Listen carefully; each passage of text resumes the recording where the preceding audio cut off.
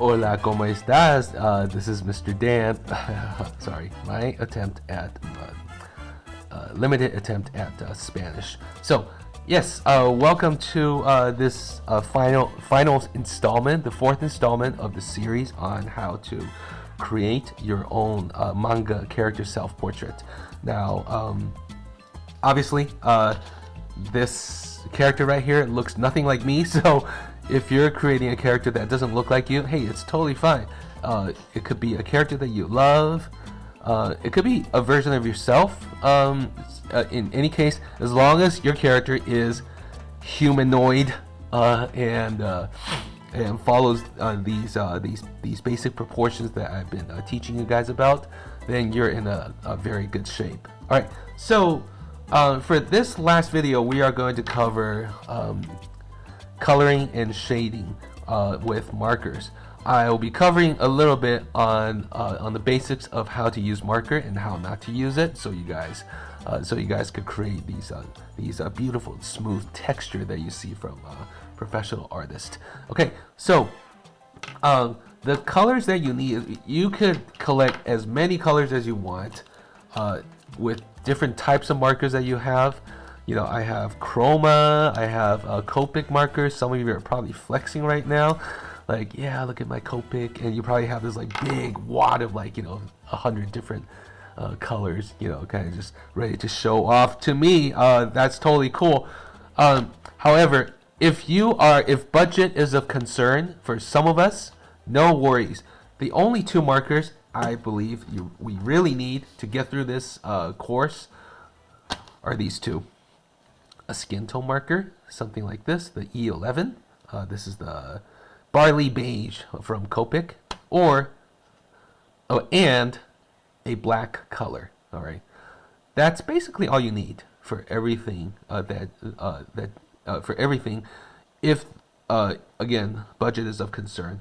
Now, if you're like me, I like to collect materials, markers and refills and whatnot.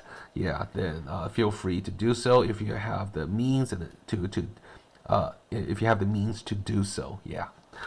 Okay, so we're gonna start with skin tone. All right, I'm gonna show you guys what some of the things not to do with color with marker rendering. So the first thing is, I would make sure that I have some layers of paper beneath my paper, because these markers, they will seep through and they will bleed. I'll show you what that looks like. Okay. So if I lay down color like this,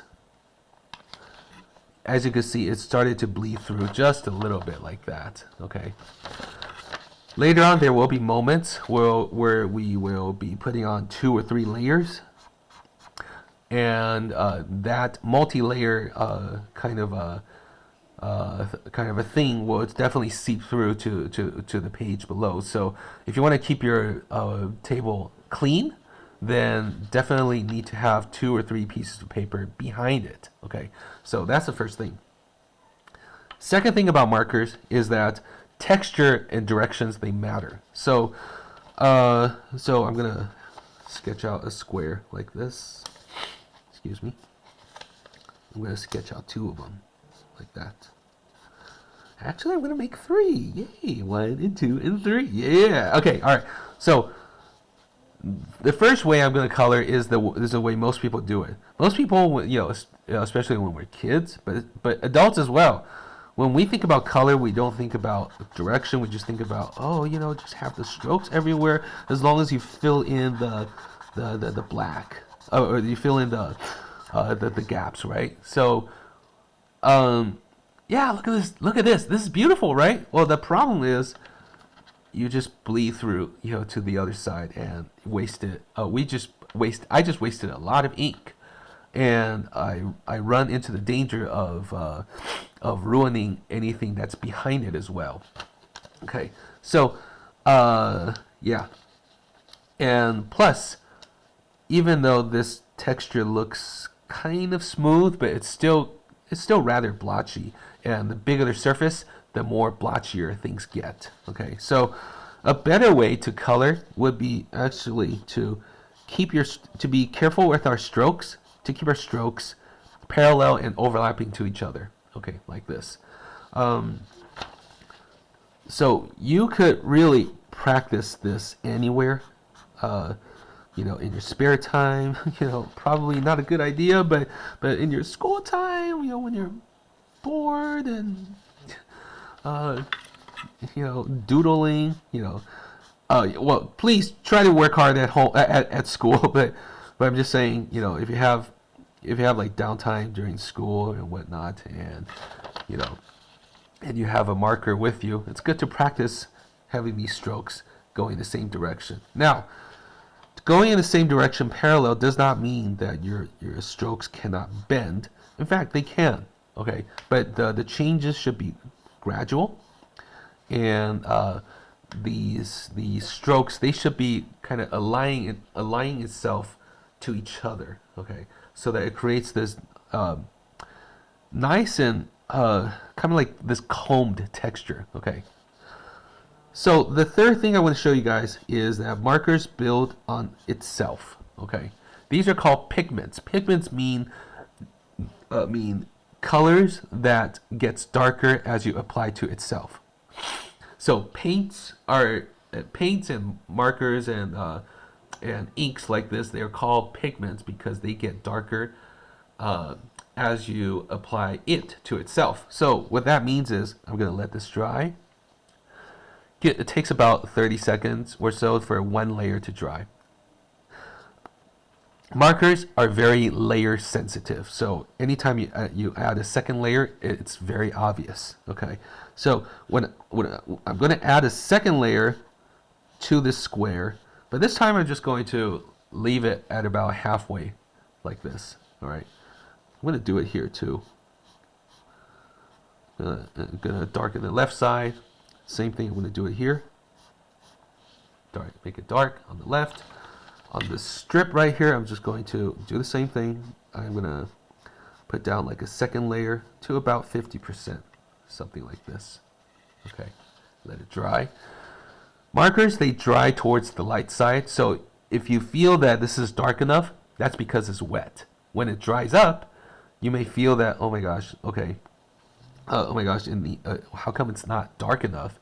Well, because this medium dries up. As it dries up, the colors get lighter. So the good thing is, when you feel that you made a very clean kind of a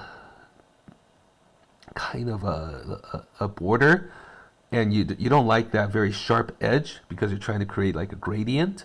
The good news is when it dries, it tends to blend in a little bit more. Okay, so I'm going to add a third layer. So this time I'm just going to add it to like the left quarter, the left 1/4 of the squares, something like that. Let it dry. I'm not too worried about this sharp edge because it's going to disappear somewhat. I'm going to do the same thing here. Boom. This is my third layer. Half of a half is quarter. Yes, we're doing math. Yay. Okay. All right. Let it dry. And as it dries, again, it should blend in. Okay. As I'm doing that, so I'm just going to let it dry a little bit. Okay. So fourth and final layer, because usually when you apply 4 different layers onto the same marker, that's probably enough. So I'm just going to add it to the very edge like this. Boom, boom, boom. Like that. Like that. Yeah.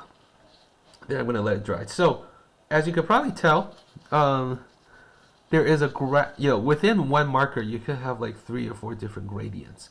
If you do your job, sometimes you could kind of like blend layers together. Okay. Let it dry a little bit. So if sometimes if you do a really good job, you could make this whole strip or this whole square look like it's like a smooth transition between light to dark. This is your way of achieving a gradient, and this is your way of applying shading to to your object. Okay, so the first thing, so I want to go over this before I dive into the coloring aspect of markers. Because markers are a wonderful tool if you know how to harness it, how to take advantage of its unique feature. Okay, so now we are going to get into coloring. So what I'm going to do is I'm going to be working on the face, the neck, and probably a little bit of the arm to basically get the skin color in. So what I'm going to do is I'm going to first establish a border like this. This is crucial, important, because a lot of times if we don't have these borders set up before us, what could happen is we could color into areas that we don't mean to and basically kind of ruin the drawing. So right now we have a chance to basically protect our border, protect the things that we want to be left alone by doing this right now. So I'm just going to spend a few minutes kind of going over the places that I feel do not need to be touched, especially the eyes. The eyes is one of those places where where a lot of us neglect to protect, and a lot of times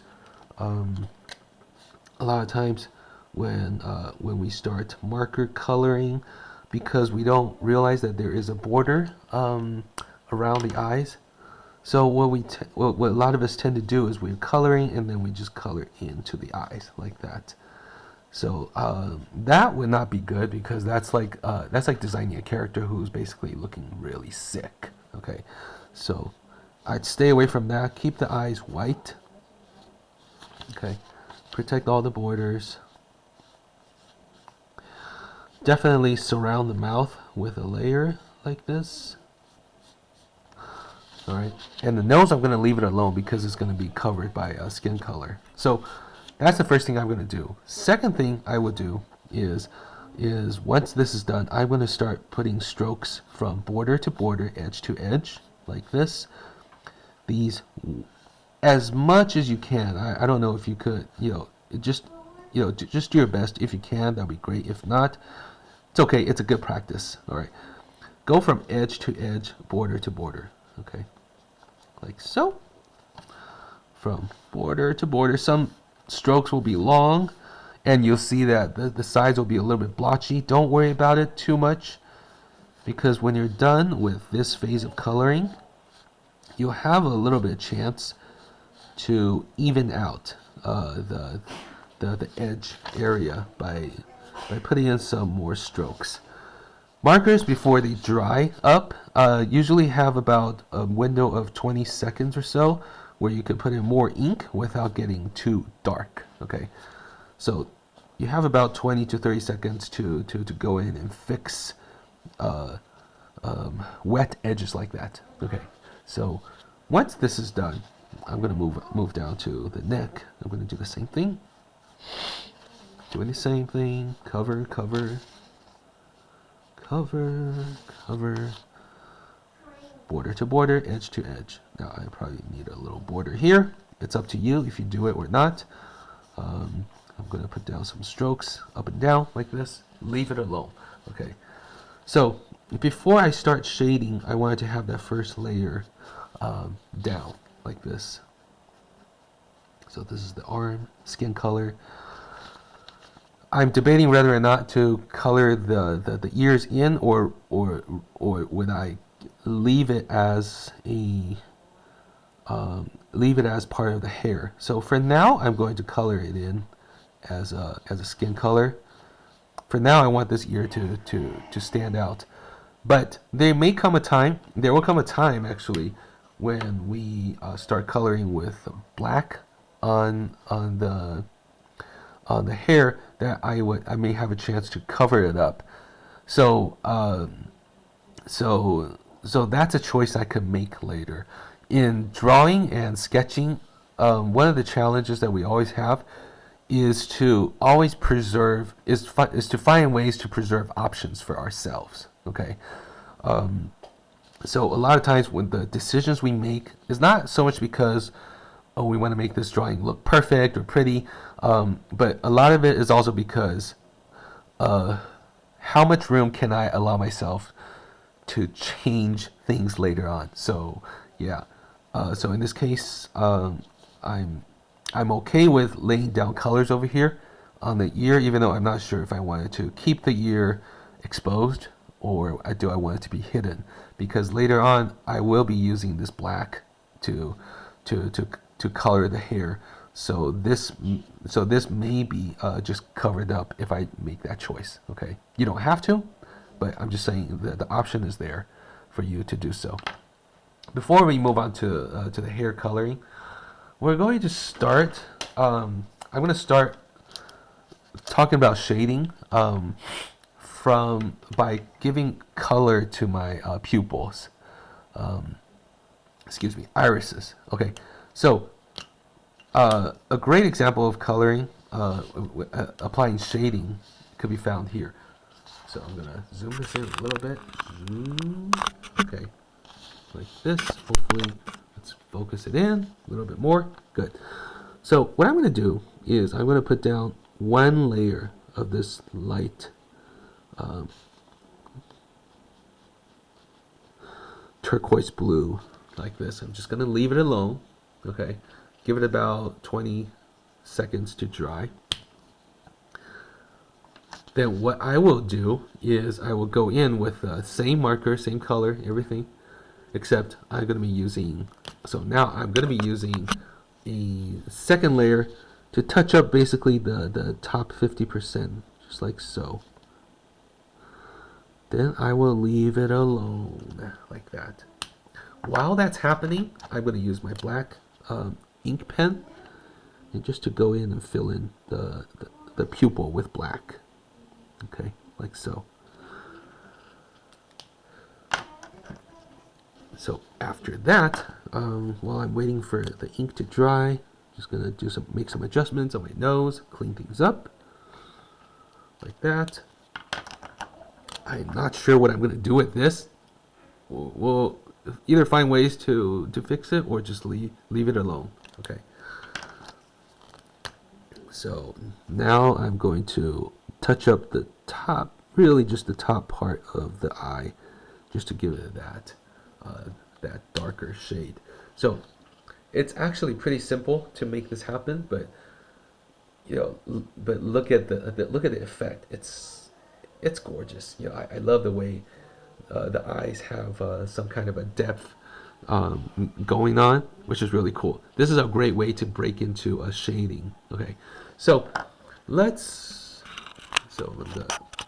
me back out a little bit. So now that we've finished our eyes coloring, I'm gonna fix it a little bit here. Try not to fix too much. Trying to cover up my marker strokes. Okay, we're gonna talk about shading. So with shading, before we talk about shading, we have to talk about light, because without light there is no shadow. Okay, so usually we have to establish a light source. So that light source usually for me comes from either the top right, like this, little light source like sunlight, bling, or top left coming down like so, bling bling bling, like that. I wouldn't do it any other direction because it gets really complicated. So I like this angle the most, so I'm just going to start working with that. What this means is everything that is facing towards the light is going to be bright. Everything that's facing away from it is going to be on the dark side. And if anything is casting shadow, it'll be casting shadow to the bottom left, like this, like that. Okay. So what I'm going to do is I'm going to work on my face first.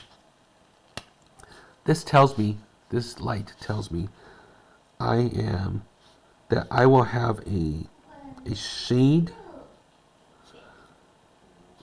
a shade on the bottom left side of my face. So I'm going to draw a border like this, and then I'm going to fill it in with a second layer, like so. Okay. Again, be careful about coloring into your eyes, like that. All right, then I'm just going to leave it alone. Okay. I'm going to do the same thing to the neck on the left. There will be a little bit of a cast shadow from the the chin, but mostly the neck is going to be shaded like this. So I'm just going to fill that in. There you go. There. Okay, so there we go. So I'm also going to add a little bit of shadow on the insides of this ear. All right, so I'm just going to leave it be, let it dry. The next thing that I need to work on is adding cast shadow from the bangs to the face. So this means this curve here is going to have a little bit of that, a copy of that towards the left, to the bottom left, really. So I need to color those in, and these little nooks and crannies will be shaded as well because the hair is casting shadow in that direction. Okay, so I'm going to let this be, leave it alone, let it dry. Sometimes there's a little bit of shade beneath the eyebrow, so I go ahead and do that. That's optional. On the left side of the ear, bottom left, there's usually some kind of a shading going on because our nose also casts a shadow, so I do something like that. So the bottom, I fill up the bottom like this, and also there should be shading on the left side of the arms, on the left side, right there, like this. Okay. So this completes the shading for the skin tones. Now I'm going to move on to coloring the hair and giving it a unique highlight. If you don't, if you're not interested in creating highlights and these dazzling black and white kind of reflecting velvety kind of a hair feeling, then all you have to do is do what you did with the skin tone. You could just fill in colors like this, make it flat. You know, the area is small. I don't have to worry too much about the directions of the hair, and be done with that. I mean, at most you could probably just add a little bit of shadow to indicate, to make it feel a little bit 3D. You could do that if you want. I want to show you a second way, which is a little bit tougher, but definitely very rewarding if you do it. Okay, so it's up to you on which style you wanted to pick. So what I'm going to do is I'm going to go through the theory a little bit. So this is a clump of hair.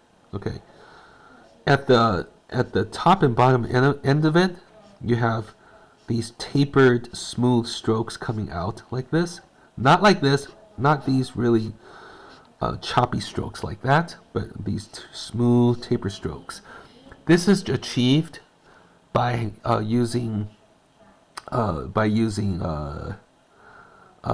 brush tip like this. It's really hard to make this kind of texture with using a chisel tip. You can, but it's kind of tough. Okay, so using a brush tip, you have strokes that are coming out from the top and the bottom, and they somewhat meet in the middle, but not really. They're barely touching each other. The sides are always going to be dark, so you create, in this way, you create this like a kind of a round cylinder kind of a feeling. But the middle is going to be barely touching each other. All right, like that. This may not look that impressive, but when you start applying this to multiple clumps of hair and swirls, you'll start to see a pretty interesting effect. Okay, so I have a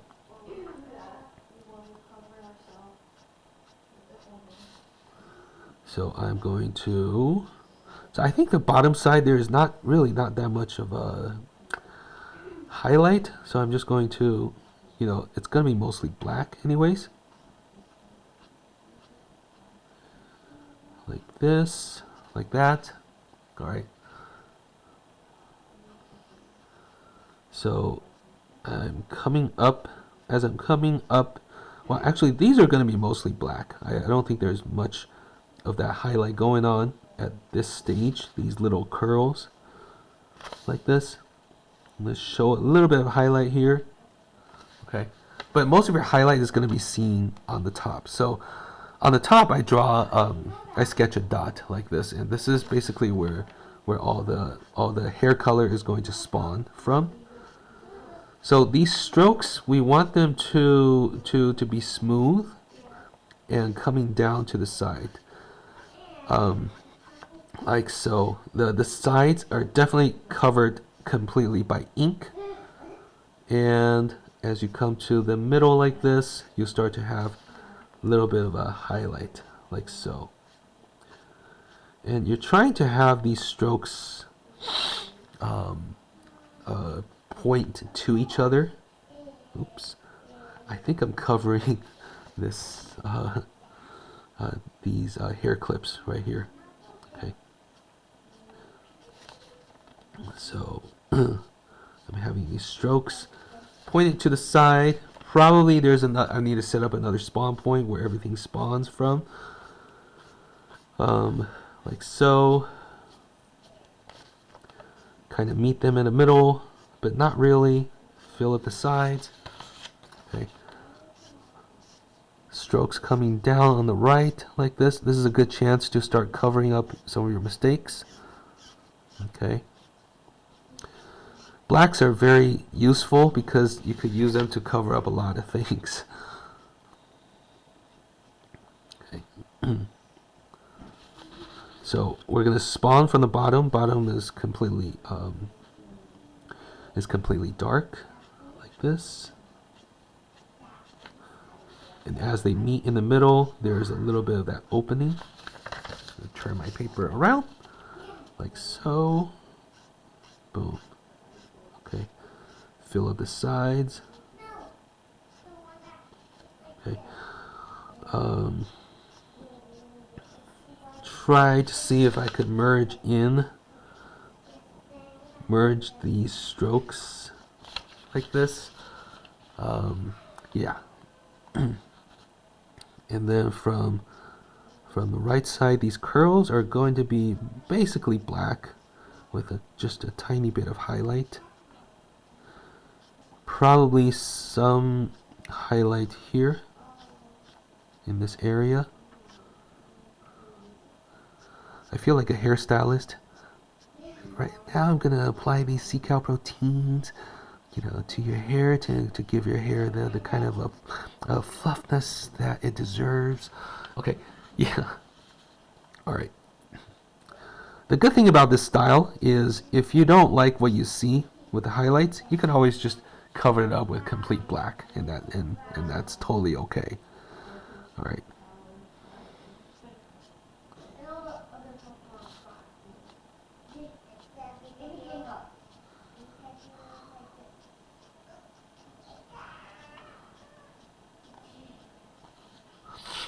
Like that.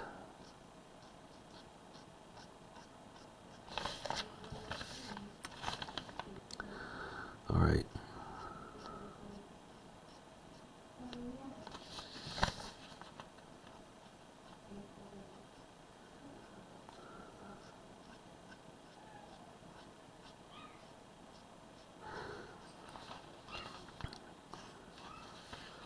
So, all right. So I'm going to cover up the top a little bit, like so.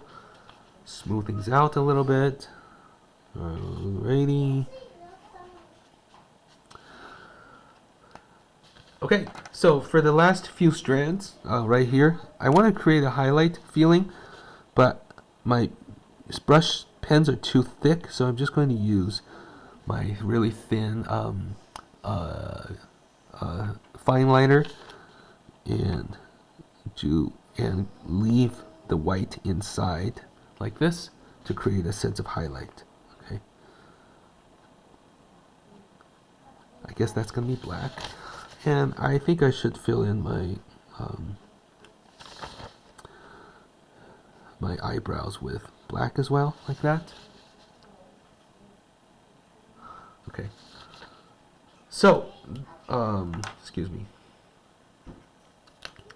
So that's pretty much it. Now, this technique could be used with color as well. So, what I would suggest though is keep your colors kind of dark to be able to show that kind of a highlight feeling. So right now, I'm basically applying that same technique, but now instead of black, I'm using color strokes like this. And as you could tell, it creates a pretty interesting velvety kind of a texture, which is really cool. Alright, so that's pretty much that. So finally, I kind of decided that I wanted to cover at least part of this ear. So I'm going to have some of my hair basically covering up part of that. I might as well cover up the whole thing. Yeah. Okay. All right. So, so the last few finishing touches I'm going to be doing would be to apply color to my characters, to the clothing of my characters. So what I'm going to do is I'm going to use another color this time, probably just green, and basically doing the same thing I taught you, which is fill the borders up. Okay. And put down some clean strokes between it. Clean, straight strokes like this. Alright. Okay. I'm going to have the interior, I guess, green, if you will. And I'm just going to leave it as that. Now, one final thing I want to go through with you guys is, what do you do when you have white or gray situations? So did you know that you could actually shade white objects? So how is this done? We use something called, we use some kind of a light gray to achieve that. This is a C2, which means 20% gray. So I'm still following the lighting scheme that's here. So top right is going to be bright. So that means that bottom left is going to be a little bit shaded like that. And also there's a little bit of a cast shadow. Okay, you could do the same thing with the eyes. Just don't overdo it. Just do it a little bit. You could some of these markers, you have like these very small tips. You can use those tiny tips to shade your eyes like that. Bottom right here, I'm going to be shading my button like so. Bottom left has a little crescent. All right, and I think I'm going to round off keep this white, this surface white, but suggest that there's a little bit of a roundness by adding a few strokes to the sides. You know, these grays. Do the same thing here. I'm going to shade put some grays to the left, like that. All right. Let it dry. Then I'm going to do some final shading, which is really to the back of the neck, like this. All right. So I'm going to get this up. All right. So there you have it. This is the, I guess you could call it the final finished drawing. If your drawing looks anything like this, then congratulations, you've done an extremely amazing job. Different strokes for different folks. So no matter what level of drawing you end up having, you should be proud of yourself that you learned a lot of things and you made a lot of progress in your in your drawing skills. I'm pretty sure that for most of you, if not all of you, going through this process alone, even if your drawing doesn't come out as perfect as this one is, I'm sure that your skills have improved a lot throughout the whole process, and that's really what's more important. You know, coming up with good, beautiful drawings like this, that's like a bonus. Okay, what's important is going through the process and understanding the process, so you know what it takes you understand what it takes to create a good artwork. Thank you for watching this video, and thank you for going through this class with me. I'm so glad you could join me. All right, and hopefully, if you loved this experience, I would love to see you in one of my other classes. All right, until then, shalom, have peace, and enjoy. Bye bye.